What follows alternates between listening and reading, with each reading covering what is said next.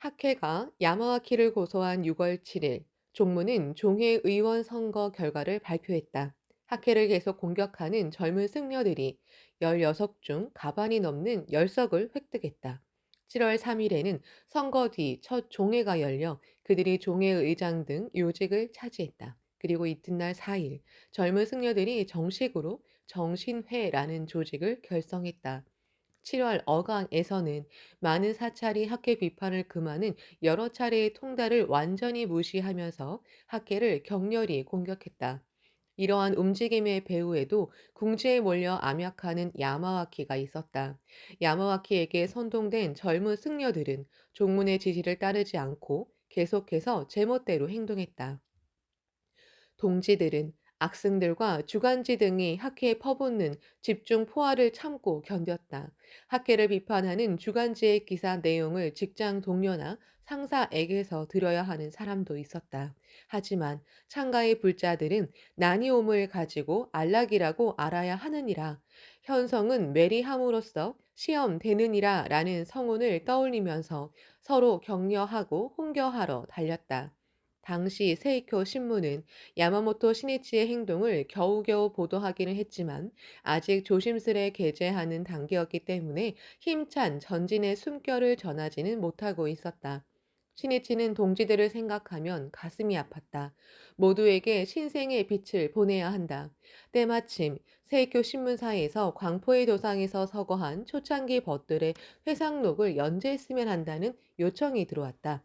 신이치는 초창기부터 묵묵히 신심에 힘쓰고 학회를 떠받치면서 광선유포를 위해 생애를 바친 동지를 선양하고자 그 연재를 시작하기로 했다.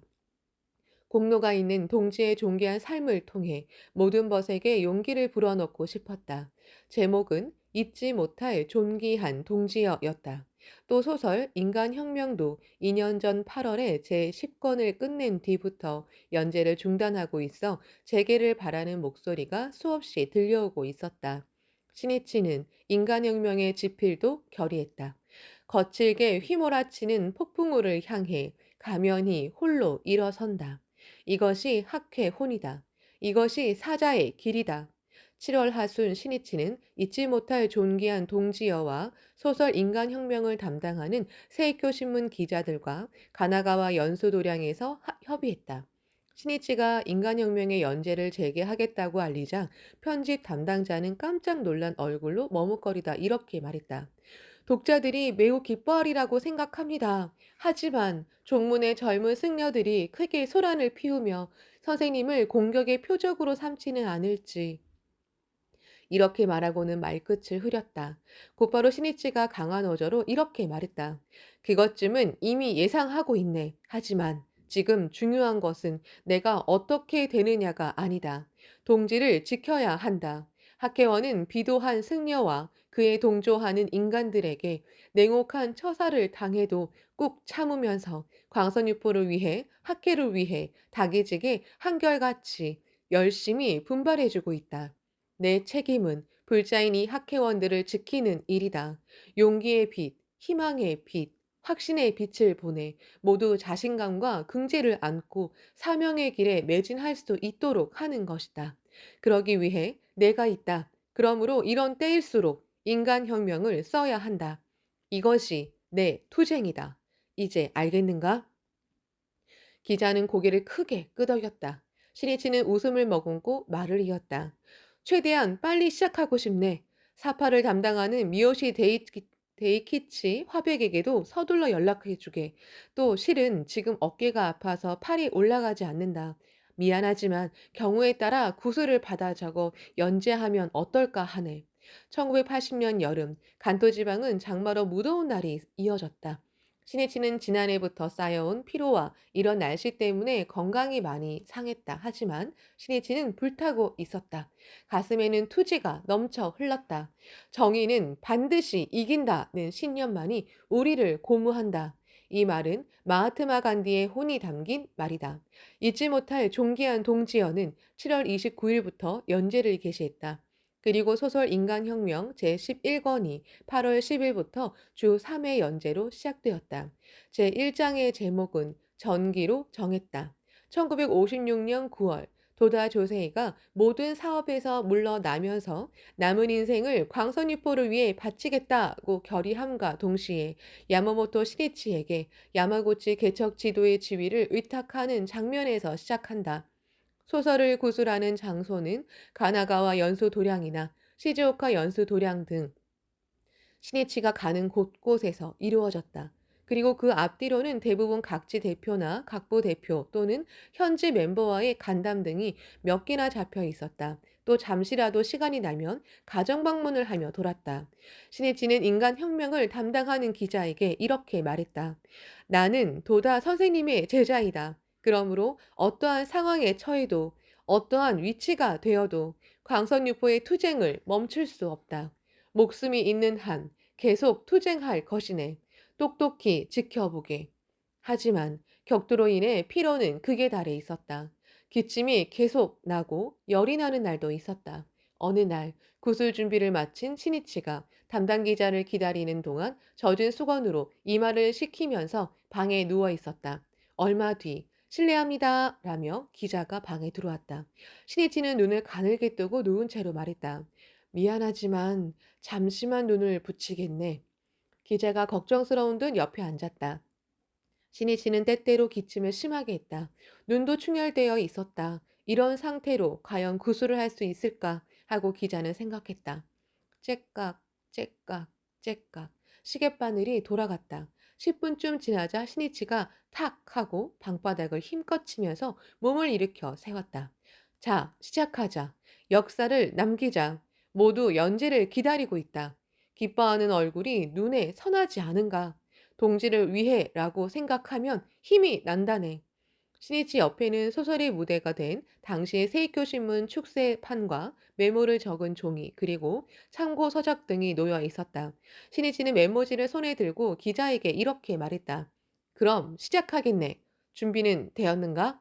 구술을 시작했다. 한마디 한마디에 힘이 실렸다. 기자는 필사적으로 받아 적었다. 하지만 문장을 만들어내는 신이치 쪽이 빨라서 기자가 따라오지 못했다. 그래서 신이치는 움직이는 기자의 손을 보면서 구술했다. 15분 정도 작업을 진행했을 때 신이치가 심하게 기침을 했다. 기침은 멎었지만 숨을 거칠게 몰아쉬었다. 조금만 쉬었다 하세. 신이치는 다시 방에 누웠다. 10분쯤 지나 기자가 정서를 끝낼 무렵 호흡이 조금 편해졌다. 다시 탁 하고 힘껏 바닥을 치며 몸을 일으켰다. 자, 시작하자. 모두 기다리고 있으니. 학계원은 억울함을 참으면서 분발하고 있네. 그런 생각만으로도 나는 가슴이 뜨거워진다. 그렇기 때문에 동지들이 조금이라도 힘을 내고 용기를 냈으면 한다. 다시 구술을 시작했다. 하지만 역시 10분, 15분 정도가 지나면 휴식을 취해야 했다. 이렇게 하여 원고를 만들고 나면 다시 몇 번이나 퇴고한다. 그리고 교정지에도 수정을 더해 신문에 게재하게 된다. 일단 연재를 시작하면 도중에 중단할 수 없다. 그만큼 신문에 소설을 연재하는 일은 가혹하다. 신이치는 그야말로 생명을 깎아 진검승부를 한다는 심정으로 구술했다. 말은 더듬어짐으로써 바람을 가르는 화살이 되기도 하고 불 속의 검이 되기도 한다. 이 말은 덴마크의 작가 안데르센의 잠언이다. 신이치도 이렇게 해야만 한다고 자신을 훈계하고 우리 동지의 혼에 울려 퍼져라 하는 마음으로 한마디 한마디 깊이 사색하면서 원고를 완성했다. 연재는 큰 반향을 일으켜 모든 회원의 마음에 소생의 빛을 보냈다. 종문은 점점 깊은 혼란에 빠졌다. 종문 측은 야마모토 시니치가 법화관 총강도와 학회 회장을 사임하면 학회를 공격하지 않겠다고 분명히 밝혔다. 하지만 정신회가 학회원을 괴롭히는 행태는 날이 갈수록 심해져 학회는 종문에 약속을 지키라고 요청했다. 종문도 이전 법주인 니타스의 뜻에 따라 어떻게든 승속화합을 하려고 했지만 정신회 승려들은 그것을 무시했고 8월 24일에는 일본 무도관에서 전국 단도 대회를 개최했다. 대회에서 그들은 신이치의 법화강 명예 총강도 사임 등을 외쳤다. 게다가 학회는 종교 법인으로서 독립된 법인 형태를 바꾸어 종문 산하에 포괄되어야 한다는 등 기세를 올렸다. 이 자리에는 야마와키 도모마사의 모습은 없었지만 하라야마 다카오가 참석해 학회를 비판하고 니켄에 대해서도 규탄해야 한다고 말했다. 야마와키의 모략에 놀아난 정신회, 승려들의 폭주는 멈출 줄 몰랐다. 니켄과 대결하겠다는 자세를 분명히 하면서도 법주가 권한을 남용하고 있다는 등의 건의와 질문장을 송부했다. 종문을 뿌리채 뒤흔들 또 있는 사태였다.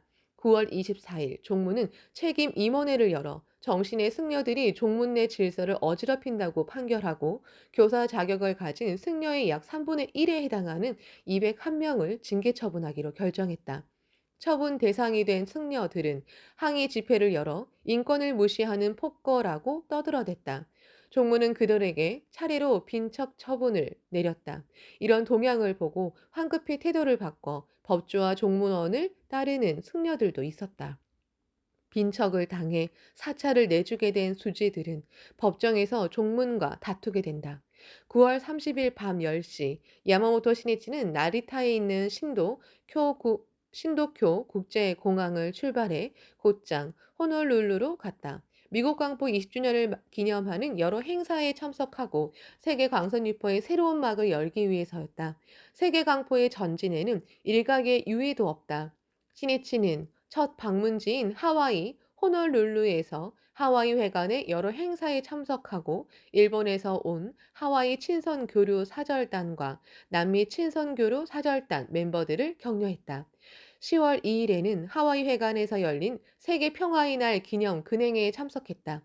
세계 평화의 날은 20년 전인 1960년 이날 시니치가 첫 해외 방문을 떠난 것을 기념해 학회가 제정한 기념일이다. 이 평화 제정에 제일보를 새긴 곳이 하와이였다. 바로 이 하와이에서 태평양 전쟁이 시작되었기 때문이다. 전쟁의 참혹한 역사를 새긴 땅에서 세계 평화에 커다란 조류를 일으키자고 마음속 깊이 정했다. 처음 방문했을 때 하와이에서 열린 자담회에 모인 인원은 30에서 40명에 지나지 않았다. 참석자는 대부분 인생의 비애에 젖어 있었다. 미군 병사와 결혼해 하와이로 건너왔지만 경제고나 남편의 폭력에 시달려 일본으로 돌아가고 싶다며 자신의 불운을 한탄하는 부인부원도 있었다. 신이치는 진지하게 신심에 힘쓰면 행복해질 수 있다고 단언하고 한 사람이 숙명을 전환하고 자타 함께의 행복을 구축하기 위해 지용의 사명을 안고 이 자리에 모였다고 있는 힘껏 호소했다. 눈앞에 고뇌하는 한 사람을 격려하고 용기를 북돋아 소생시키는 일이야말로 생명 존엄의 사회를 실현하는 확실한 첫 걸음이자 평화 건설의 원점이다. 신이치는 참석자들의 마음에 확신이라는 태양이 불타며 빛나고 있음을 느꼈다. 멤버들은 희망의 푸른 하늘을 바라보며 광선유포의 사명에 눈뜨고 일어섰다. 이 첫 해외 방문에서는 북남미를 돌면서 미국 총 지부를 비롯해 브라질과 로스앤젤레스의 2개 지부, 하와이 등의 17개 지구를 결성했다. 그로부터 20년, 지용보살의 진열은 세계 약 90개국 지역으로 넓혀졌다. 신이치는 세계 평화의 날 기념 근행회에서 앞으로 20년 뒤인 2000년을 목표로 민중의 견고한 평화의 스크럼으로서 인류를 세계를 이어가자고 서원하고 깊이 기원했다. 신이치는 이번 하와이 방문에서 조지아 아리오시 주지사와 회담한 외에도 하와이 총회에 참석하는 등 평화 교류와 멤버의 격려를 위해 정력적으로 바쁘게 뛰어다녔다. 그리고 샌프란시스코와 워싱턴 DC를 돌아 10월 10일에는 시카고에 도착했다. 신이치는 가는 곳마다 한 사람이라도 더 많은 멤버를 만나고 온 힘을 다해 격려하자고 굳게 결의했다.